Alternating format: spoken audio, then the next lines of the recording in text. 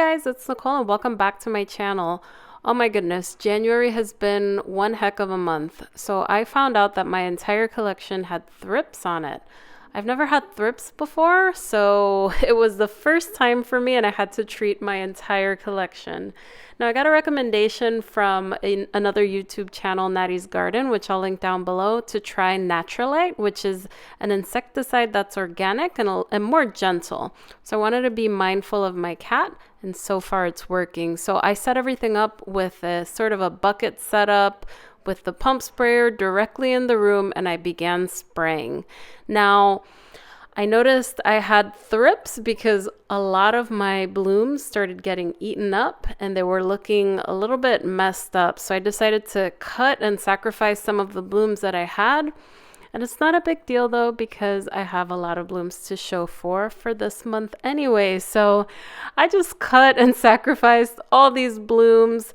I treated it with the Naturalite, which I'll link down below, and I'm not seeing any thrips come back. So I spent a couple of hours on it, but I think they're gone. And if they come back, I'm just going to spray them once more. But anyway, now with that headache out of the way, let me show you what I have in bloom. So first up, we have my Dendrobium nobile. This one's a no ID, but I think it could be the fancy Angel Lycée. This one is very pretty.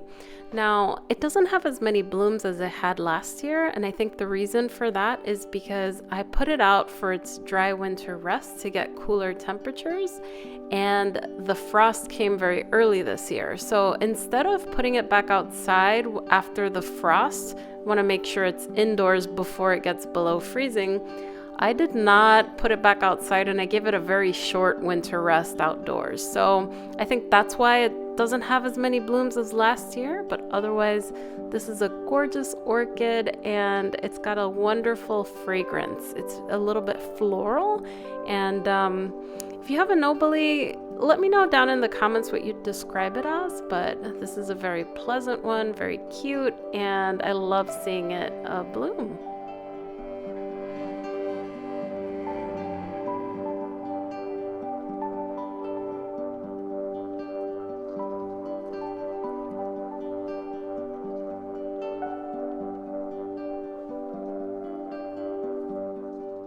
Next up, we've got the Miltonia Sunset. This has been a wish list orchid for a long time, and I finally got my hands on one thanks to Paula over at Hillbilly Orchids. She gave me a division of hers, and Michael was the one who hooked it up. So thank you, Michael McCarthy and Paula. This is a very pretty one.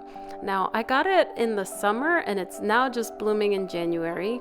And I've noticed it's taken some time to adapt to my conditions, which I think is completely normal. So I was thrilled to see this finally bloom. It gave me about 4 different spikes with about 3 flowers per spike.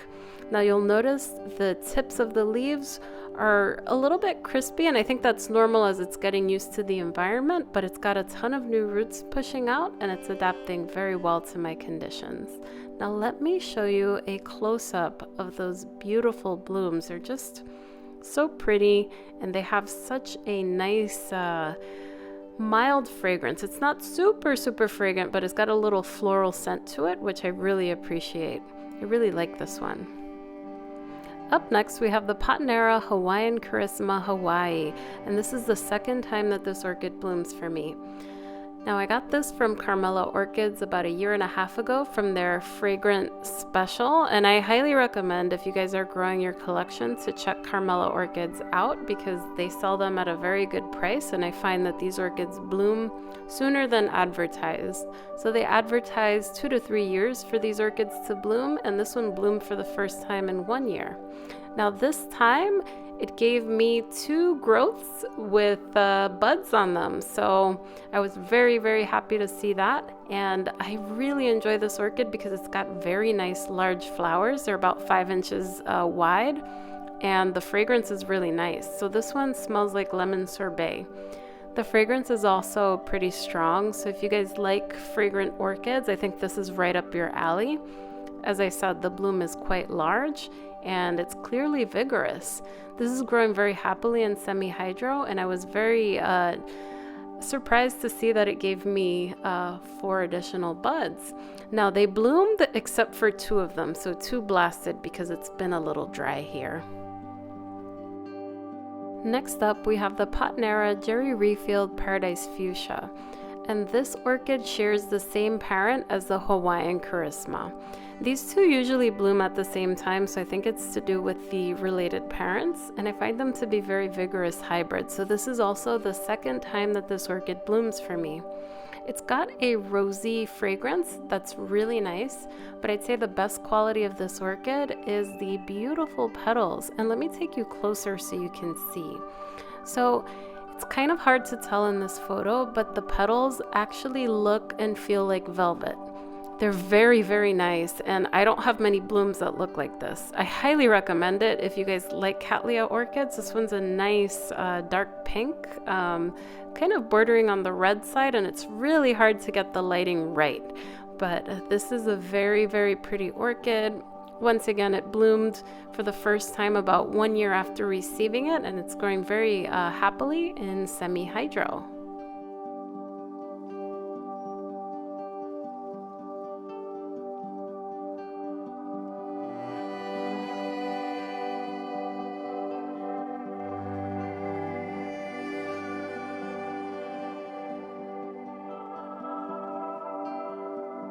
So after a very long wait, my Odontocidium Twinkles are finally blooming, and I really love to see these because they really do make you wait for the blooms.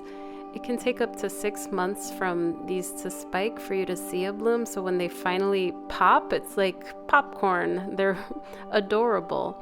So some people love the fragrance and some people hate the fragrance. I sort of touched on this on my Twinkle Care collab video, but I find that they smell pretty similar. So it's sort of like a vanilla type smell, but also smells grassy. So I can understand if someone doesn't like the fragrance as much.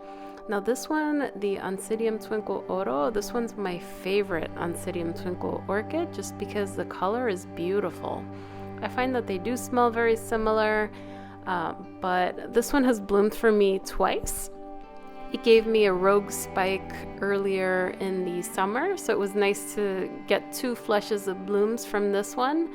Last year it had 10 spikes. This year it has a little bit less, but I also divided it into like 5 or 6 orchids, so that's completely fine, and it recovered from being divided very well. These orchids tend to multiply very quickly, and if you have one, you'll just know they're very vigorous and they're quite easy to grow. You just want to keep it away from very, very bright light. Up next, we have the Dendrobium Green Flash. So this orchid had so many thrips, and you'll also notice that some of the leaves are a little burned, and that's because I treated it with too much neem oil. Other than that, its blooms are fantastic. So when it bloomed for the first time a couple of months ago, I didn't really like the flower. It looked wonky, but this second time it blooms, the flower quality has improved. So never underestimate giving your orchids some time to adjust to your conditions, especially if it's fresh from a nursery, because the blooms do tend to improve once you've had it a little while longer. This orchid is spiking from every single growth, so I expect a really, really nice show, and I think next year when I'm not dealing with thrips, I'm gonna have an even better show. I ended up cutting these off shortly after recording this video just because I wanted to be safe in case there were any thrips inside of them.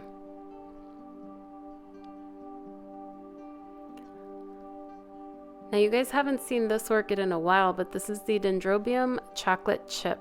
And this orchid was an orchid that got stuck in transit last year in the cold, so it had a lot of cold damage, which is why the leaves are a little bit messed up.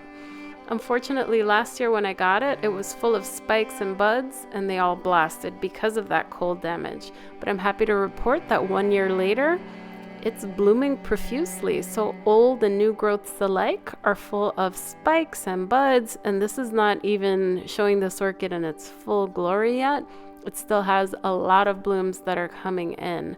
So you could sort of see the little spikes coming in on some smaller growths. Even the leafless growths have some spikes coming through.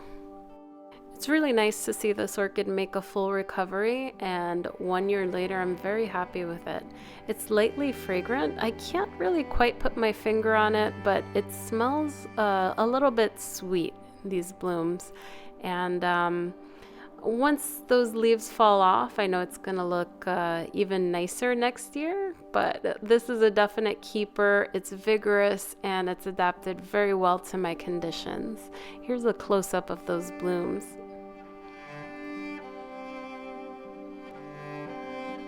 I completely forgot to record this one, but this one is the Nohacidium Parquet Uptown Girl. This one is also called Odontocidium Parquet Uptown Girl. And this one's a really cute one. So I got it as a seedling almost 2 years ago. I thought I was gonna kill it, and it shocked me with a spike. The leaves look terrible, but when I saw that spike, I was so curious to see it. I was actually on the verge of giving it away. This one is lightly fragrant, a little bit rosy, and it's got beautiful flowers. I really like that cheery yellow. Next time I'll be sure to get a video for you guys, but this is a cute one. And up last, I didn't get a video of this one because my cat decided to eat some of the blooms, but this one is the Brassavola Little Stars. And this is the standard one. I have the Yasuji Takasaki and the regular one. This one's the standard, and I find it to be a little bit less fragrant than the Yasuji Takasaki, but it's pleasant nonetheless. I'll give you a comparison of what they look like. You could see that the standard one is a little bit larger, but it's got a wonderful nighttime citrus fragrance that's very pleasant. I hope you guys liked this video. Let me know down in the comments below which orchid was your favorite, and if you've dealt with thrips, you know how frustrating they are. So leave me a comment down below, sending me some support. Thank you guys so much for watching, and I'll talk to you guys soon. Bye, everyone.